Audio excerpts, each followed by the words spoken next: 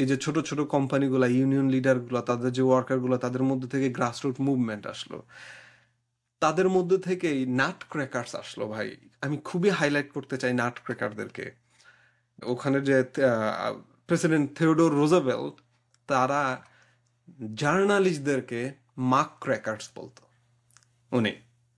So উনি মাক crackers বলতে এই জিনিসটা করতেছে যে এরা হচ্ছে তারা হচ্ছে যে যারা সমাজের করাপশনকে, সমাজের যে অ্যাবিউজকে হাইলাইট করবে, এরা হচ্ছে মাক crackers. And people will see them, people will trust them, and whole political movement was based on the work on the journalism.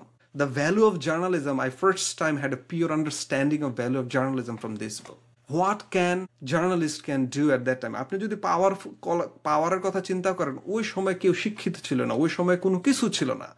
ওই সময় আমি একটা দেশের 90% ওয়েল কন্ট্রোল করি, আমি কি পরিমাণ পাওয়ারফুল, আমি মানে